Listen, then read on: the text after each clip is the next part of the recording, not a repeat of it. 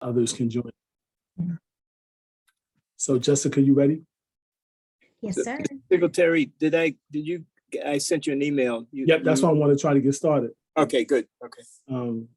So what I'd like to do is start our meeting, and then so Jessica gave me the thumbs up, so let me get started. So good evening, everyone. Thank you for attending the October 3rd Executive Committee meeting, Community Board 2. I am Lenny Singletary. I've been elected and I serve as the chair of the Community Board. Our vice chairpersons are Mr. Leonard Jordan and Ms. Barbara Zalagringer. And our secretary is Ms. Jessica Thurston.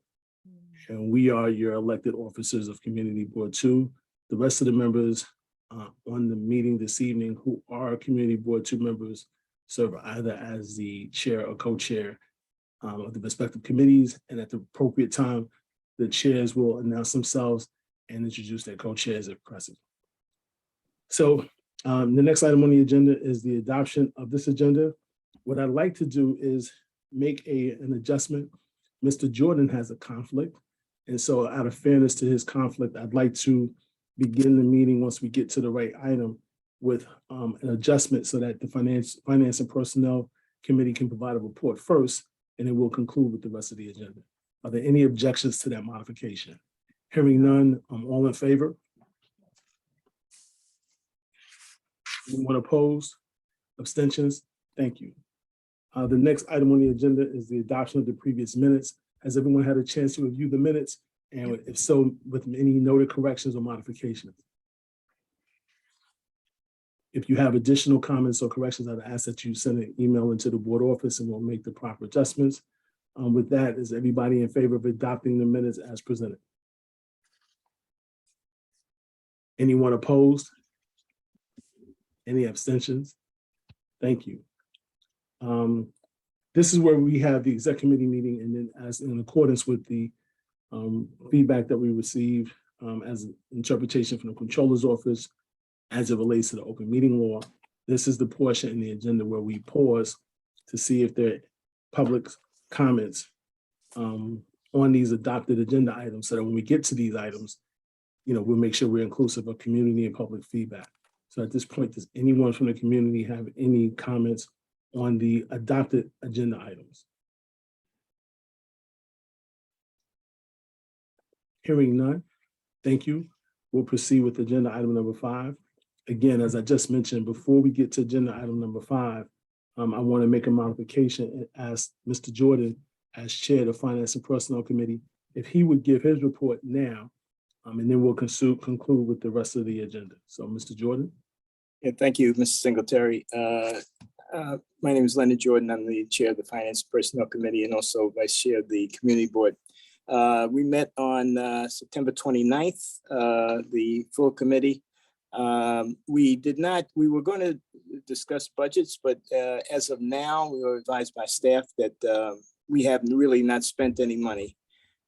So in subsequent meetings, we will be reviewing the budget, reviewing expenditures, that is, and how it matches up with the budget. I also asked for the committee members to provide dates that were available because we know we're going to be having some staffing,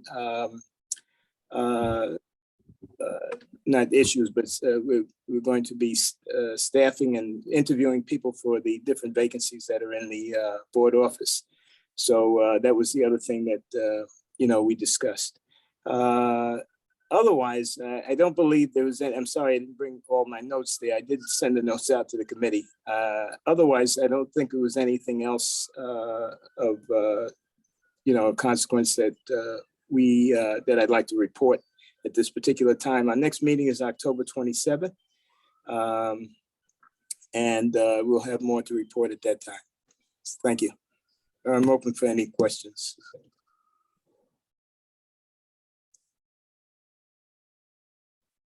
Any question from board members for Mr. Jordan, Mr. Flynn? Yeah. Yes, I was just curious, Mr. Jordan, you said there's going to be some staffing meetings. Do you have an idea of the timeline? No, not just yet. That would be dependent on, first, of course, everyone knows that for our district manager, all right? And then in conjunction with the district manager, we would start to, have those other meetings to interview people. So we would like to have the district manager on board and certainly participating in that process. Okay, thank you. You have more information for us after October 27th, I take it. Yes, oh, definitely. Mhm. Okay, thank you. Any other questions? Thank you, Mr. Jordan. So now we'll go back to the next item on the agenda, which is committee discussion around open meeting laws. So as all of you should have received some level of communication from the board office, there has been a change to the open meeting law. And essentially, we are still in a state of emergency for different health concerns outside of the pandemic that allows us to continue to proceed in a hybrid meeting or in a full virtual meeting like we are this evening. With the changes to the open meeting law, there are certain aspects of the law, as I interpret it, that are a bit confusing. And it also requires some additional conversation and review. So while we don't have a clear path forward as yet, I've been trying to stay close to this along with the help of the office, Taya, to make sure that we are on top of this. And then we're having additional conversations with Borough Hall, because as all of you know, Borough Hall kind of leads the direction for us in interpreting the city charter. One of the things that I just want to call to everyone's attention is that there's a specific provision that was called out in the open meeting law that, at least for me, has brought about a certain amount of confusion. And I'm trying to get more clarity. In the way that the new open meeting law or the modifications to the open meeting law has been drafted, there's a provision that says members, meaning board members, can participate virtually, will not be counted towards quorum.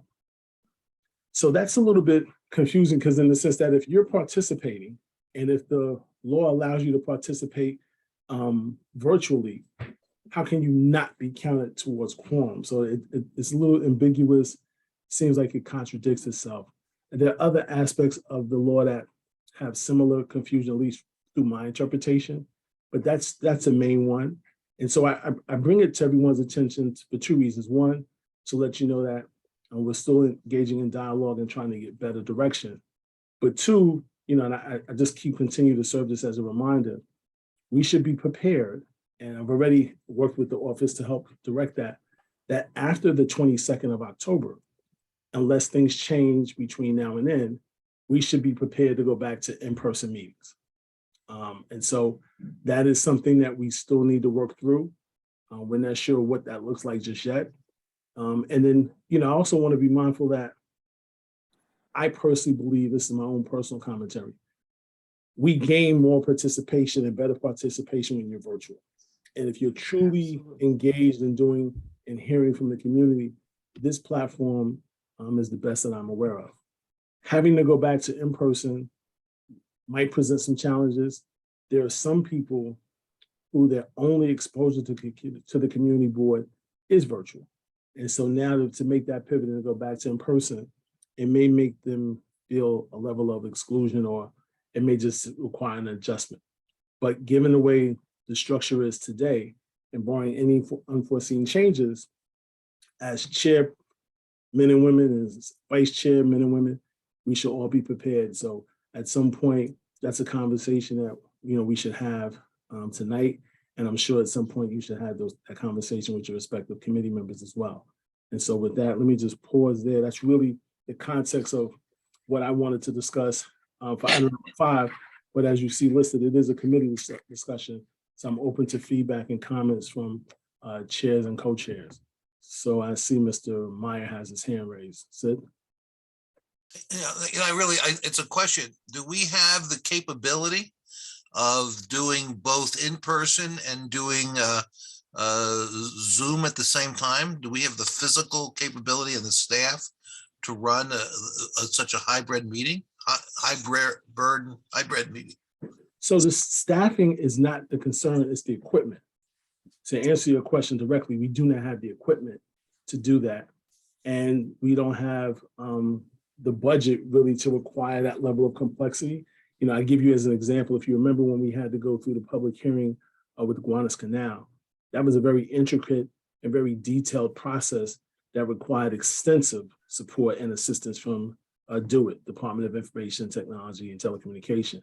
And so without that level of equipment, it becomes challenging, but you know, it's not about a people issue, it's about a technology and equipment issue. Mr. Flournoy? Thank you, Chair Singletary. Yeah, I was kind of confused also because it states that we're under extraordinary circumstances that may continue until July 24. And based on the fact that you're also looking at the fact that because of financial constraints, there are certain things that we cannot do if we're going to try to do a hybrid situation. So it's my understanding that we would continue to stay in the virtual meeting realm rather than trying to go to a hybrid or go to in-person.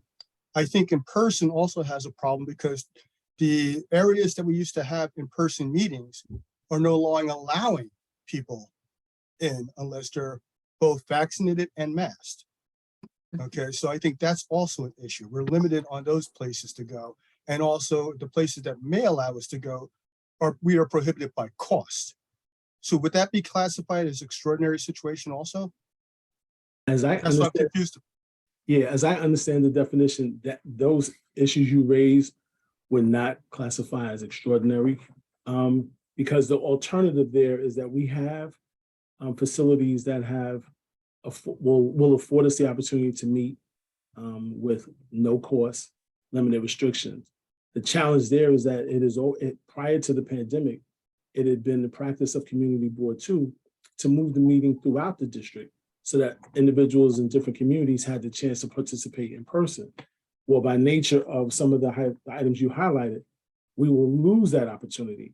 And if we take what we know today as an example, then the community board meetings will be held in person between 3 locations.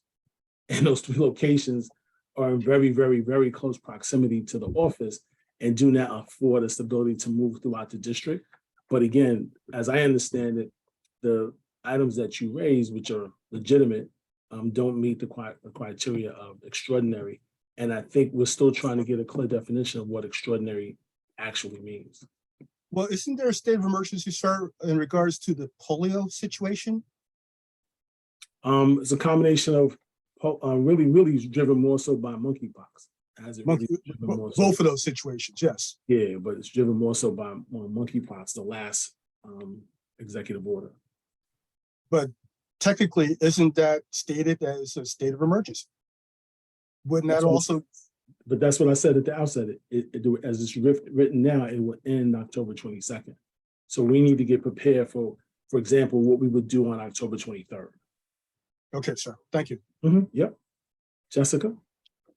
Yes, I very much echo your comments on the value of meeting hybrid and in having more people be able to participate this way. Is there anything we can do as members of the executive committee to help you in this? Like, would it be helpful if we all drafted a letter, or just, is there anything we can do to be supportive of your beliefs? The answer I have right now is I don't know just yet. Okay.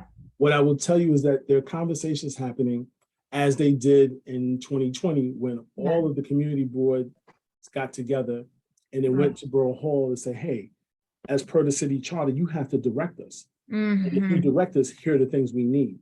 That groundswell is slowly catching steam again. Okay. I believe if not the same mantra or concerns will be raised, something that would look closely similar to that will take place, but that's still a work in progress. Okay. Borough Hall has been closely paying attention to this as well. And we anticipate that we will get the direction, not just Community Board 2, but all the community boards in Brooklyn in particular will look to Borough Hall to provide that clear direction so we know what to do moving forward. And then I also want to highlight too, it's important that there be some consistency, because what you don't want is Yeah, every totally. board doing something different. Totally. And that causes challenges for the community. It causes challenges for Borough Hall. Yeah, and it does. Even a larger scale of cause challenges throughout, throughout the agencies that rely on us. So there's a lot of reasons why we need to be uniform on how we tackle this, so that there's a level of consistency, and ultimately the constituents we serve, get Right. better benefit from it. Okay. Well, if you need help, Absolutely, no question. Mr. Smith? Thanks. I'll be brief. I just feel as a health chair, I should mention that from a year ago today until today, the 7-day COVID rate is actually higher today than it was a year ago. And while society may be choosing to somewhat ignore this point, the constants that have been reinforced throughout the pandemic is that being vaccinated is safer than being unvaccinated. Wearing a mask is safer than not wearing a mask, and being indoors in the company of a lot of other people is riskier than being outdoors or being in your home environment. And I don't know if that's the most productive or strategic thing to say at this moment, but I think it has a place in this conversation. So here's what I'll say to that. And some of this is the insight I have by the employment that pays me. If you just follow the last 2 or 3 years, as we approach flu season, there have been statements made by professionals in healthcare that says, "Oh, this is going to be a very bad flu season," and then it turned into something beyond flu. I think it's almost comical to me that the word flu has arisen again, because for a long period of time, you tell me the last time you saw someone who said, "Oh, I had the flu," and now we're starting to hear the same sentiment again from countries outside of the U.S. that are saying, "Oh, we're having extreme and very challenging flu season." So I think some of this is a little bit ambitious, and there's a belief that the pandemic is subsided. I think some of that is wishful thinking. I think some level of optimism, because I respect that some people may be very tired of having to be confined to a mask, social distancing. I get all of that.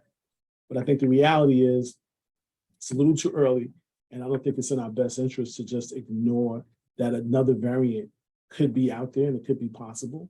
And while I know that there's this belief that, the vaccines and these new versions of the vaccines are super duper and help us move in the right direction, I just reiterate, and not that I need to do it for this audience, but the vaccine is really intended to help preserve life, not to keep you immune from getting another variant. And so that's not to say that you still can't get COVID being vaccinated and following the everyday guidance of professionals, but it's intended to mean that you will continue to have life and get through the vaccine. So your points are well stated, Brandon, as everyone else's comments are. And I think we're all on the same page, but it's important for us to have this dialogue so we know how to move forward.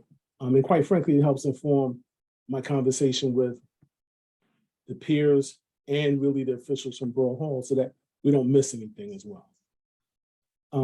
Ms. Fibush.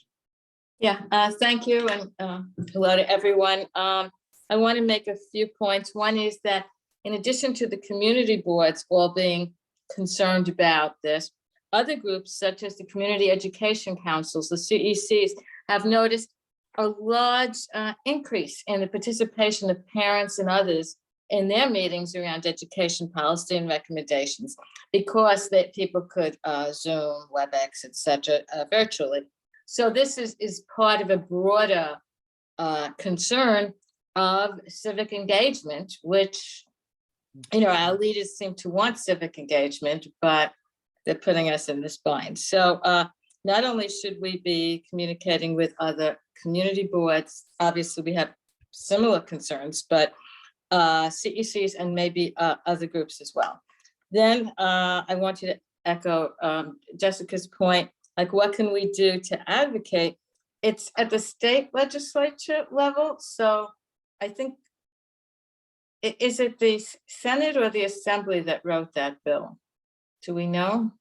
It's actually a law, and I don't have the history about who drafted it, but I know that there are We have to modifications that pass. are made to it by the governor. But at this But- point, Who made those changes that we recently read? Was that the assembly or the?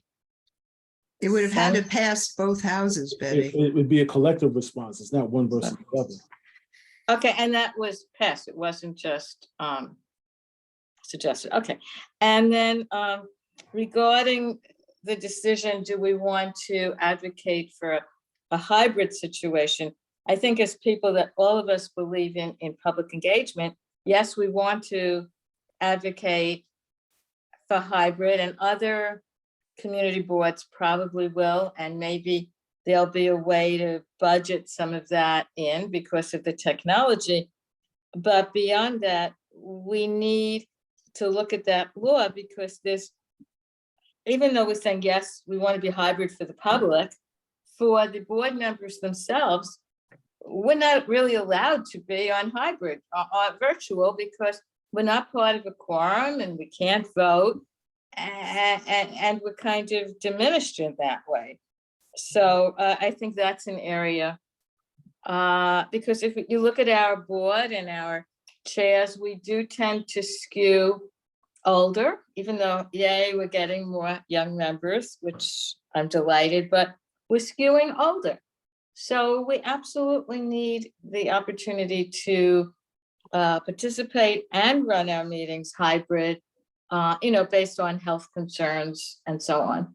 So thank you for listening. Barbara? Thank you. Let me put down my hand. I just wanted to echo what we've heard. As a committee chair, clearly our attendance has been significantly larger being on Zoom than in person. And I think that benefits everybody. It's also very much more convenient for most people. What I miss is the opportunity of walking around and shaking hands and welcoming people personally to a meeting and in helping to engage them. But I think, I think hybrid to me sounds really good. And I realize the problems, it limits you. If you do have a setup, it would limit you where you could hold meetings. But I think, and I raised this point when Joanne Simon was here last time. I think, the government needs to recognize that this is 2022. We have this technology. It enhances community engagement. And I think we need to incorporate it, not dismiss it. And I do, along with you, have concerns about this idea that commission members, if they participate by Zoom instead of in person, will not be able to vote, will not be counted towards quorum. So. Yeah, listen, I think it's suffice it to say that everyone wants to get this right. In my heart of hearts, I think everyone wants to get this right. Changing things that have been on the books for years before COVID came along is not an easy thing to adjust to and make changes. The fact that I'm encouraged because there's extensive dialogue taking place. I think even with the modification of the open meeting laws, there's an acknowledgement of technology and the value add that a virtual world can bring. What I don't know, and I think this is where more dialogue will come from, is what are the concerns that have led elected officials and lawmakers to move it in this direction? I think that's where the additional dialogue will come from. And like I said, I'm optimistic that everyone wants to get this right. I think everyone wants to do what's in the best interest of the community, and really to make sure that the maximum participation does exist in a way that's not additional challenges to the members who volunteer and serve, and even those that are paid to help stream and make sure information comes along. I mean, it on the surface, and without knowing the greater details, there is no clearer, easier, transparent, and manageable format that I've experienced than a virtual environment. Right? It is the best way to communicate and make sure that people are included. So if you just go off that basic premise, and maybe my extreme optimism, I think we'll come out to a place that will, make everyone appreciate what the new environment is. Everyone may not walk away happy, but I think we'll make some leverage and some level of movement on this. So more to come. Everything that was communicated this evening is helpful. It is information that we will continue to communicate to the authorities that be, and we'll just keep making this push. I think the biggest thing now is to make sure that all of the community boards have a dialogue similar to what we're having this evening, making sure that we're on the same page and that we move in a direction that's going to help us be successful. So with that, let me just say thank you all for your comments. Everything that was said was valuable. It's been maintained, and we'll continue to have more conversation about this. So thank you. The next item on the agenda are committees to report. The committees that are reporting this evening are Economic Development and Employment, Health, Environment and Social Services, Land Use, Parks and Recreation, Transportation and Public Safety, Youth Education and Cultural Affairs, and we've already received a report from Finance and Personnel. So with that, let me start off with Economic Development and Employment. Okay, thank you, Chair Singletary. Bill Flinoy, Chair of the Economic Development and Employment Committee. Denise Peterson, who I do not know is present, is my co-chair, and Catherine Gilman is my secretary. We had a meeting back in September, September 2nd, I believe. And at that meeting, we actually voted for the holiday market to actually engage from November 28th until December 26th at Brooklyn Borough Hall. It was unanimous, and the board also approved it. The next meeting that we're going to have is going to be October 11th, and that's going to be at the Brooklyn Steam Center, and we're going to be doing that with the HES committee. And I believe we're also going to, no, not the HES, sorry, with the YACA committee. Okay, and we're going to be basically doing a tour also of the Brooklyn Navy Yard, and that's my meeting. Thank you. Sorry about that. Thank you, Bill. Next committee to report is Health, Environment and Social Service. Good evening, everyone. I'm Brandon Smith. I'm Chair of Health, Environment, Social Services. My co-chair is Nicole McKnight. My secretary is Jessica Thurston. We're honored to meet with you. And Bill, love to do a joint meeting with you someday. I just was a little surprised. We had a good meeting back on September the 7th. Like many of our meetings, you've already heard much of the details because the meeting was dominated by these 8 liquor licenses that we discussed at the general board meeting, and there wasn't really, at least we weren't able to have a speaker at the meeting as a result of that. But we did have a nice update from Emily Anadu, one of our members who provides a regular COVID briefing on the state of the numbers and the continued risk that unfortunate circumstance poses to our community. And we had a brief discussion at the end about starting the conversation about the health fair for next year, if we're going to have it and how we're going to have it. And we didn't have any like firm discussions. I just wanted to plant the idea in the committee's mind to talk about and see what our preference will be at the next meeting. And Mr. Chair, I look forward to engaging with you about it to understand what your thoughts are. The feedback we just got from some of our presenters from last year is that if we started sooner, like by December at latest this year, we might be able to get some providers on board that we may not have been otherwise to get last year. So looking to be as proactive as we can. Otherwise, it was just another wonderful meeting, getting to hear everybody's perspectives and trying to do the right thing for all of the different folks in the community. We'll look forward to our meeting, which, if you're wondering, is not on Wednesday as it normally is. It's actually next Wednesday, October 12th. So encourage folks to come out for then if you want. That's it for me. So, Mr. Smith, thank you for having you and your committee begin to think about, ways to continue the health fair, having attended it in person, and then just a tremendous amount of feedback. Outstanding, I think, is not too big of a word. And that's with room to grow. So more to come. We're excited about what the future is going to hold for our community, because it's really not about CB2, it's about the community. CB2 just had the foresight to lead the efforts. So thank you. Next committee to report is land use. Thank you, Chair Lanny. Again, I give our thanks to Karen Johnson, who's taken the minutes for the Landmark Land Use Committee. Darcy Kistafin is our co-chair, and I'm Carlton McGord. Our last meeting, we had 4 applications for Landmark Preservation Commission applications for certificates of appropriateness. I just want to check with you, Chair Lanny. We'll be discussing those tonight and getting votes on those tonight.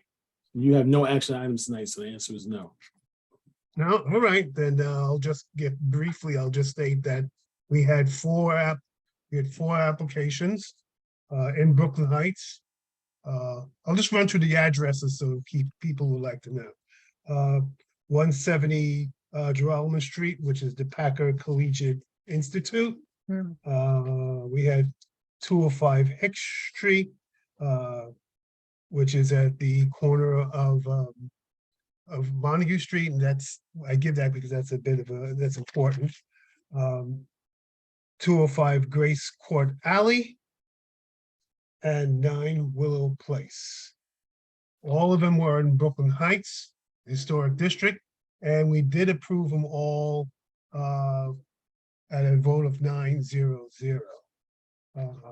So at this point, I was getting ready to give the summaries of all 4, but if we're not going to do them tonight, I think we'll just hold on to those. Thank you, Carlton. We appreciate the hors d'oeuvres for that main course, but I see a hand raised by Barbara. Right, thank you.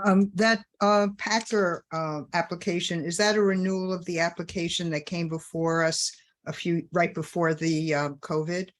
Yes, actually, it's a it was a redo, or they came to us because they wanted to make a change in some of the work that they wanted to do. Especially, they want to do some work on opening up, let's say, areas in the for the I would say for the lower grades, that they would have more visible light. There'll be more brickwork that was going to be done. So it was a redo of the one that was back in 2019, actually. Right. We did approve that, and we approved this one as well. Also, we thought the work was fine. Thank you. Okay. Thank you, Carlton. Next Thank committee to report is on Parks and Recreation. Thank you, Mr. Chair.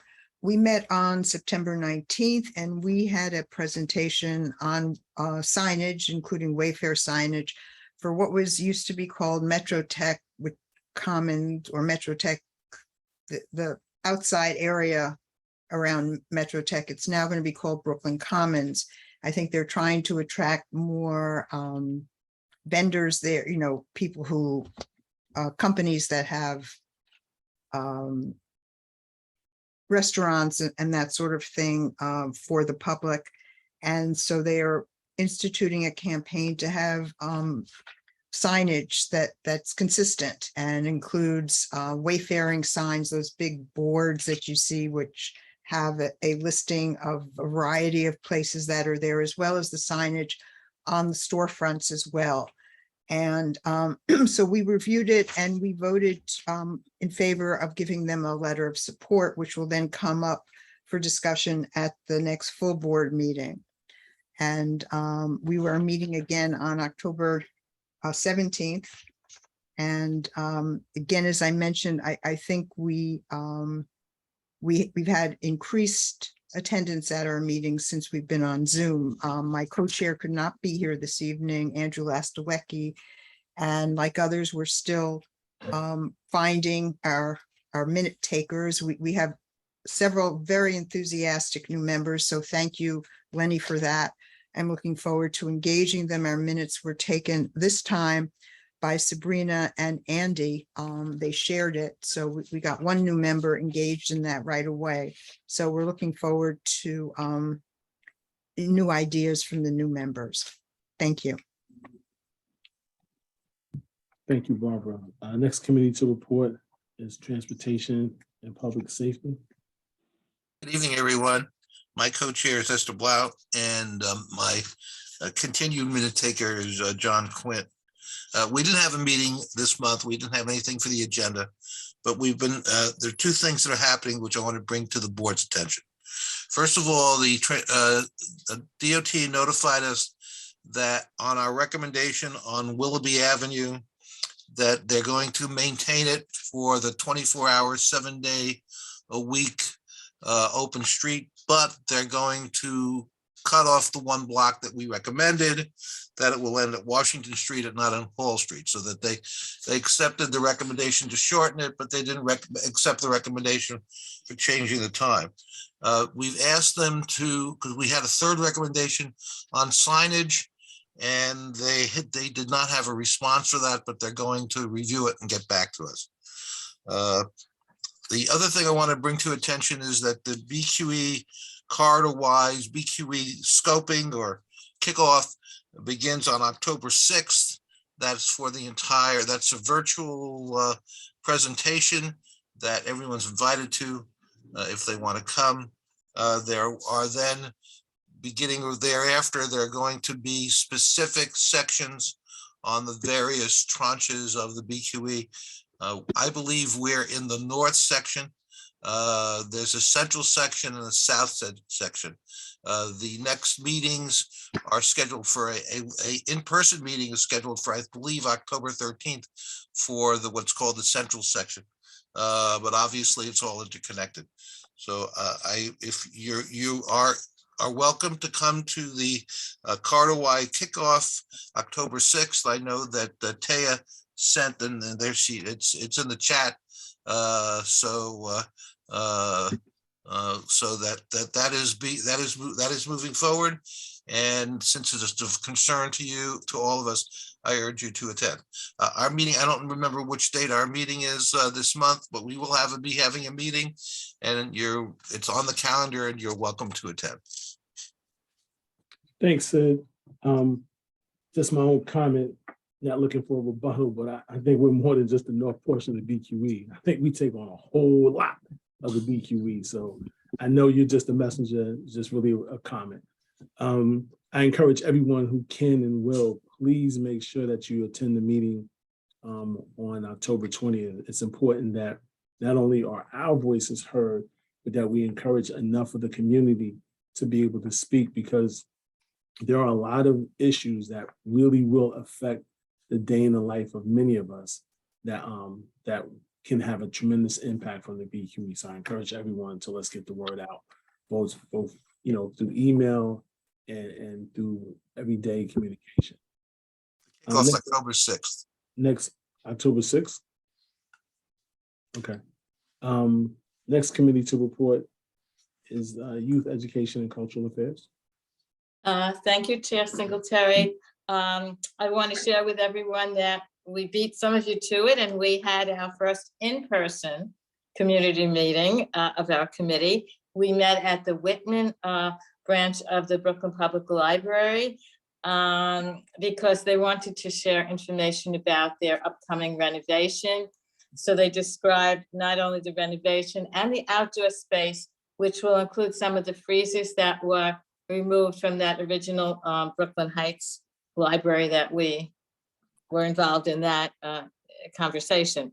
So it's very exciting. They have a new branch librarian there who is doing surveys and very eager to connect with all parts of the community, including they've been to the family shelter, which is around the corner from the library, and to try to find out the needs of some of those people who are living in the family setting. Yeah, so they also described the renovation, that an additional new branch in our community district will be coming online, I guess, within the year. That's at the Ashland address, which is also going to include some BAM facilities and the Museum of the Contemporary African Art, and I think Arts 651. So there will be a library branch that specializes in the arts at that location. So they will be telling us more, and that's That's very exciting because that's the first real specialty library that they're able to develop. We have 4 enthusiastic new members, so thank you, Chair Singletary, for that. And I also wanted to share that, yes, we're looking forward to meeting with Mr. Flanoy. We are not the health department, the health committee, on October 11th at the Navy Yard. And our focus, when you mentioned the STEAM Center, STEAM is like science, technology, engineering, mathematics, and then they added the A for arts. But what we're going to see, which our committee had seen a while ago, is it's a dual program with some of the local high schools, so that high school students go to their regular, math, English, social studies class in the morning, and then go to the STEAM Center at the Navy Yard in the afternoon, where they're really learning a skill. They're learning culinary, they're learning engineering, they're learning other skills that they will be able to get an industry certification in, so that when they graduate from high school, not only will they have their high school diploma, but a stepping stone either to go to college or to get beginning employment. So that's a very exciting program, and we hope that this type of program expands. The young people who get into this program, they love it, they do well, and we need these opportunities for other young people as well. So people are invited. I mean, it's a very exciting tour. So it's open to, anyone who would like to join our 2 committees. Thank you. Thank you all the chairs for your reports, and to all the co-chairs that are on the phone. That are participating virtually. Thank you for your participation as well. Each of you do a fantastic job, and without you, we wouldn't be the premier community board that we are. So thank you. Next item is the chairperson's report. I just have 3 things that I want to mention, and some of them have already been touched upon, but it bears repeating. The first thing I want to mention is that I would ask everyone to hold as a tentative date October 25th. That is the tentative date that we would meet to elect our district manager. For those who are on the Finance and Personnel Committee, they may have a different opinion, but I am a whole host of mixed emotions as it's taken us this long to get this done. And so I hope that there isn't a yet 5th attempt to get this done. I'm hoping that we can get this done in October, and that we encourage everyone who is a board member to participate as per our bylaws. Before anyone asks the question, this meeting cannot be done virtually. It must be done in person. And so part of the challenge is finding a facility large enough that people can spread out, be social distance, and still participate. So more to come on that, but the tentative date we have is 10/25, and we're waiting to get confirmation on the location. And once we get that, an email will come from me reminding everyone and informing new board members of the process and how it will work. So hopefully we can get that done. The next thing I wanted to mention is we've seen examples of it, but as we get closer into November and December, there are holidays and different celebrations that sometimes serve as a conflict and take precedent over our normal meeting schedules. And so to make sure that we don't necessarily have to forego having a meeting, you will get confirmation from myself and from the board office of ways that we can have joint meetings. And so that's already taken place. It's something that we're good at. But then there are just natural topics that make those synergies just like a no-brainer to be able to have meetings jointly. And so you'll hear that coming from the office. That's really just more of a statement because everyone has done a great job in being collaborative when we have to have these joint meetings, and other committees take it upon themselves to reach out to the office to say, hey, can we do this? And then, we review the request and obviously say yes, but it is going to be really more imperative that we do so as we start going into, dare I say, November, December, and the end of the year. I feel like the year just started. So that's where we are with that. The next thing I want to mention in my last comment for the evening is I had a lunch with the new CEO of the Brooklyn Navy Yard, Lindsay Green, and it was a very encouraging lunch. Lindsay is a young lady that has big ideas, which I think will be accomplished. She is someone who clearly wants the Navy Yard, and not that it hasn't. Let me be clear, not that it hasn't, but it has the opportunity to be a better community partner. And I think her vision and her commitment to doing that will be met. You know, I don't think the Navy Yard has a story that people readily appreciate, but the Navy Yard is a very complex, very large campus, and it hosts almost anything you can imagine, well beyond just manufacturing. And so with the number of things that exist at the yard and the number of resources that could be beneficial to the community, well beyond employment, I think Lindsay has a clear vision and a great task for what she wants to do. And I was encouraged to receive an invitation from her about how our two organizations can work closer together. And I hope that we start to lay down a groundwork that well beyond our leadership as elected officials and representatives of the board goes beyond our tenure on community board. And I think with Lindsay's direction, it will happen. So I was very encouraged by that. And so, you know, those are the topics I want to discuss under the chairperson's report. And I also just want to continually say this is thank you to each of you for the work that you do, and really in the ways that, you know, you support the executive officers, both our secretary, our vice chairs, and me as the chair. You know, we don't always agree, but we always get the work done. And to me, that's what's more important. And I like the fact that we have a healthy banter and always a respectful banter. So thank you everyone for that. And even members of the community that are on the call this evening, thank you for your interest, your passion, and your participation. All of this is what makes Community Board 2 work. So with that, let me move on. Yes, Barbara. Are you comfortable with our discussing with our new members and the other members of our committee at this point that there's a good chance we're going to have this meeting in October and let them know what it's about so that they can save that date and understand what we're doing? I'm comfortable with you having that conversation post my email. So once I get a confirmation and we have it out to wait. Yeah, just definitely talk it up, because what I want to make sure is that we have that date. And I want to be able to give the information in written format so that at least there's a baseline from which you and the respective co-chairs and chairs can speak to. So I want to at least have a baseline set through my email. All right, so you don't want us to reach out yet on it? Yeah, I appreciate the enthusiasm, but you don't have to do it tomorrow. Just give me Okay, because otherwise I would have. I know, that- I appreciate that. So just give me a few days, and then you can have that. Because it would be nice to give them more than 10 days notice if possible, because although I think this is a good month to try to get people together, but I know how busy all of us are, so. That's precisely why I'm getting everybody the heads up now. So we're on the same page. Thank you. Okay, great.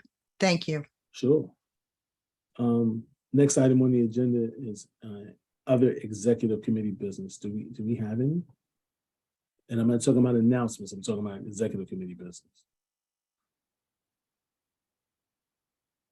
Okay, hearing none, I'm going to move to community forum. This is the portion of the meeting where non-CB2 members get to hear from the community about any topics that they may have or things they'd like to make us aware of. So I ask that if you do have something to say, that you state your name, you come off mute, and we'd like for you to keep your comments to no more than 2 minutes. Does anyone have anything they want to mention?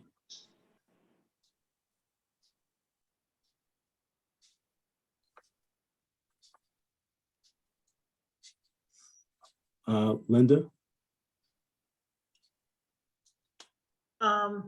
Thank you. Lenny, do we have an effective date that Willoughby will be open between Washington and Hall? So do me a favor, state your first and last name and let everyone know you. Oh. My name is Linda Vassal. What else do you need? Just where you are in the district, that's all. Excuse me, I didn't hear it. Just where you are in the district, Clinton Hill. Oh, Monroe. I live at Willoughby Walk. I'm at 185 Fall Street, and I'm right here in the district. And I've been tuning in on these meetings. They've been wonderful information. Thank you. But I just wanted to know, recently we found out that part of Willoughby will be open between Washington and Hall. If there's an effective date on that?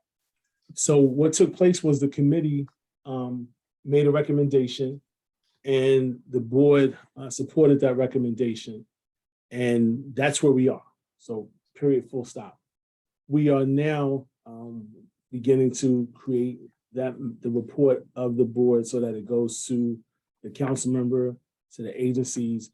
And so that's how we'll determine what the next step is. So at this very moment, we do not have an effective date, but we do have an official position that came from Community Board 2, because as our chairperson highlighted, Sydney Meyer, we had no position before, so now we do, and now we're going to move forward.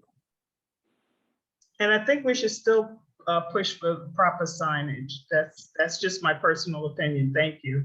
Well, so the beautiful thing is you and our chair, Sydney, and really members of that committee have communicated that there's several things, some uniformity in hours, uniformity in signage. It's really a better dialogue. So there's a lot of things, but I think the first two should be achieved and can be achieved in short order. Okay, and I am always on Sid's meetings. Thank you. Sure. Mr. John Dew? We love to have you, Linda. Yes, can you hear me? Yes. Yes.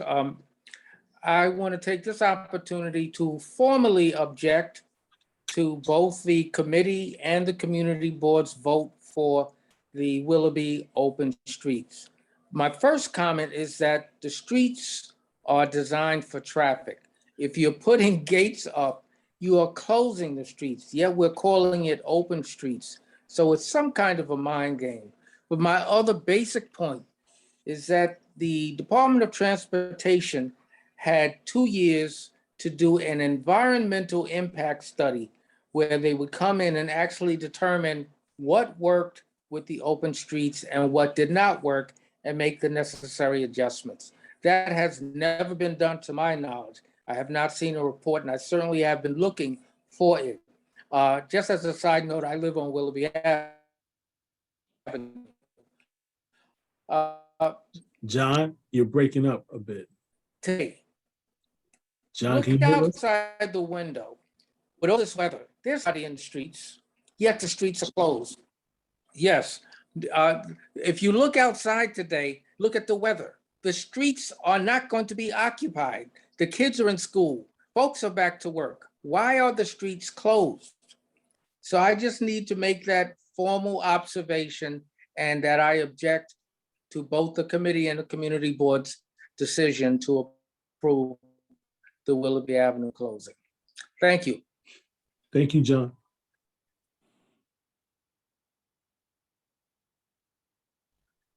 Are there any other comments from members of the community?